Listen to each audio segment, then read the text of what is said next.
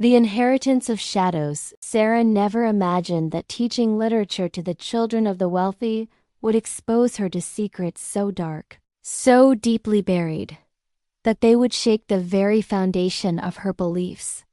In an affluent suburb where the children of politicians and executives lived behind iron gates and marble facades, she would discover that money cannot purchase peace of mind. Some inheritances are not written in wills. The afternoon was silent when Megan arrived for her tutoring session.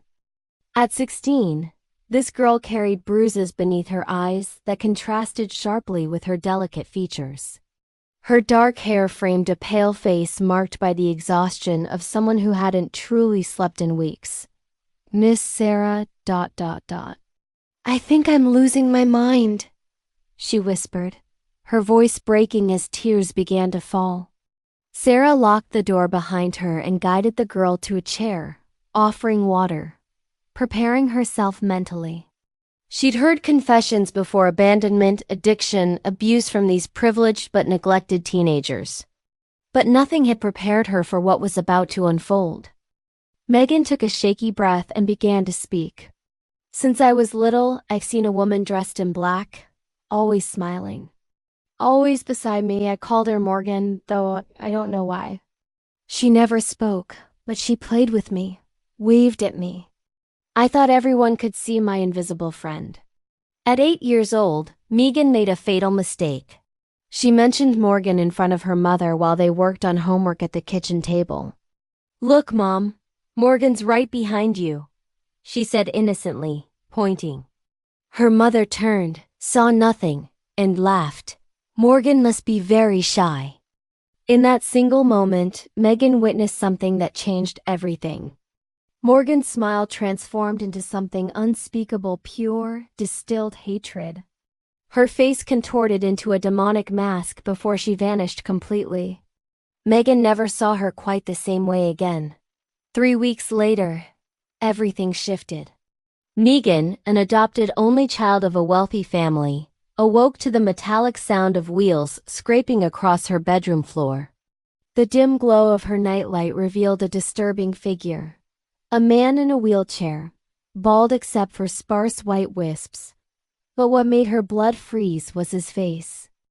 Despite his ancient, withered body, his face was that of a child. The creature moved back and forth, forward and back, completely ignoring her presence, drool pooling from his mouth. Suddenly, he attempted to stand, but his fragile body collapsed onto the floor with a sickening thud. He began crawling across her bedroom, leaving a trail of saliva behind him, moaning a single word over and over. Lisa ... Lisa ... double quotes. The stench of chemicals filled the room, a nauseating mixture of disinfectant and decay. When the lights finally died, Megan fell asleep weeping, praying to anything that would listen. As the years passed, the encounters became increasingly violent. Megan began psychiatric treatment. She was prescribed antipsychotics, antidepressants, mood stabilizers, a chemical cocktail meant to silence what everyone insisted were hallucinations. Her parents, perpetually absent, blamed it all on typical teenage problems. For 2 years, the medication kept the visions at bay, but Megan existed under constant observation. She could feel eyes on her, always watching. When doctors reduced her medication at 14, everything returned with doubled ferocity. The visions came back stronger, more vivid, more terrifying than before. When her paternal grandmother, Eleanor, came to live with them, Megan found her salvation. The elderly woman, small and kind like something from a fairy tale, listened to Megan without judgment. She didn't dismiss her or prescribe more pills. She simply listened. Every night they would kneel together and recite Psalm 91 together. "You will not fear the terror of the night, nor the arrow that flies by day." The words felt like a shield, a barrier between Megan and whatever dark forces surrounded her. For months, Megan slept peacefully. The medications were gradually discontinued. It seemed she had finally found protection. It seemed the nightmare had ended. But on a horrifying night, paralyzed by sleep, Megan watched her bedroom door's handle slowly turn. The door opened, and there he stood, the man in the wheelchair, now screaming with rage. "Worthless! Whore! I love you, Lisa!"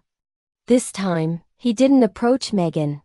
He stumbled toward her grandmother's bed, rose impossibly on his trembling legs, and began a grotesque, solitary dance, shrieking, "Come to me, Lisa!"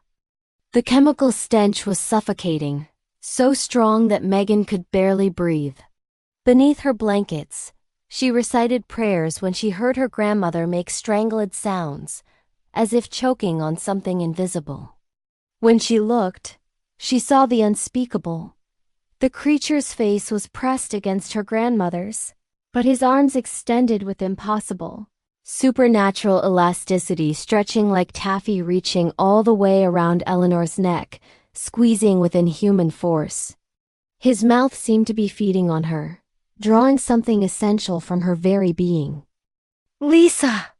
The entity shrieked, its voice no longer human but something ancient and obscene. Megan screamed Psalm 91 at the top of her lungs, her voice cracking with terror. When her mother arrived moments later, she found Eleanor gasping for air, her hands at her throat, having lost control of her bodily functions. The sheets were stained. Eleanor's eyes were wide with a horror that words could never capture. She was rushed to the hospital that night, and the doctors found nothing wrong with her. No marks, no injuries. Nothing that could explain what had happened to her. After that evening, the spiritual world invaded Megan's existence completely. She began seeing multiple entities throughout the house. A blonde girl playing with a yo-yo in the hallway, a black woman in traditional African dress standing in the kitchen, a man in work clothes walking through the backyard as if he owned the place. But it was when she saw the wheelchair-bound creature attached to her mother's body, his mouth pressed against her shoulder, feeding on her like some parasitic thing, that Megan understood. She was facing something far beyond her own fractured sanity. On the morning she sought out Sarah, Megan had experienced a revelatory dream. In it, she saw a man named Edward, dressed in Victorian clothes, being hunted by a demonic entity, a creature with a human body but the head of a bull with burning red eyes. Edward held a gun and a letter. He wept desperately as he read what appeared to be a farewell, a goodbye written to someone he could no longer reach, someone he had already lost. He ran through the streets, driven by madness and desperation, and cornered a pregnant, injured woman fleeing a house. She was bleeding. Her face was bruised. He tried to drag her back inside, but she resisted violently, fighting with every ounce of strength left in her body.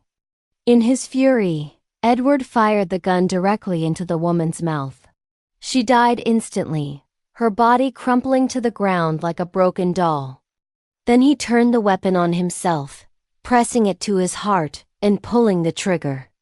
A figure vaguely resembling Morgan burst from the house, grabbed the gun, and screamed in desperation, but it was too late.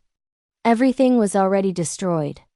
The demonic entity stood over them all, laughing. Laughing at the carnage.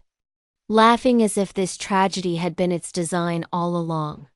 Its bull's head threw back in inhuman glee as it fed on the pain, the suffering, the desperate acts of violence that human despair could produce. Megan now lives surrounded by spirits. She sees entities attached to the people around her, some benevolent, others as feral as wild animals. Since her grandmother Eleanor was found dead in Megan's bedroom, the cause listed as sudden cardiac arrest despite her perfect health, the girl can no longer distinguish between reality and hallucination. The boundaries have dissolved. Are Edward and Lisa echoes of a past life? Was Megan perhaps this woman Lisa in another existence, now paying for crimes committed generations ago? Or is this simply a young mind fragmenting under unimaginable pressure, unable to bear the weight of adolescence and the cruelty of a world that doesn't believe her? The line between worlds has become impossibly thin. Sarah finished listening to the entire account in profound silence. Before her sat a young girl utterly destroyed, medicated, misunderstood, desperately crying out for help. Whether spiritual manifestation or psychological collapse, one thing was undeniable. Megan needed someone who believed in her suffering. Deep in her soul, Sarah knew that some torments transcend human understanding. That sometimes the most terrifying ghosts are those we carry forward from lives we may have already lived. Miss Sarah, do you think I'm crazy? The question hung in the empty room, unanswered. Only the weight of silence remained. Only the certainty that some mysteries run too deep for reason to penetrate. Some truths exist in the spaces between what we can prove and what we know in our bones to be real. And sometimes, the most dangerous inheritance is the one we don't remember inheriting. Some things are better left unexplained. If this story left you questioning the nature of reality, like and share it with someone brave enough to confront the unknown.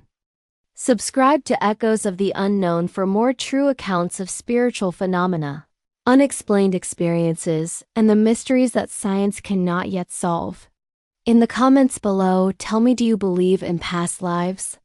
Have you ever experienced something that couldn't be explained by doctors or logic? Your stories matter. They might be featured in our next episode. And remember, some doors, once opened, can never be fully closed again.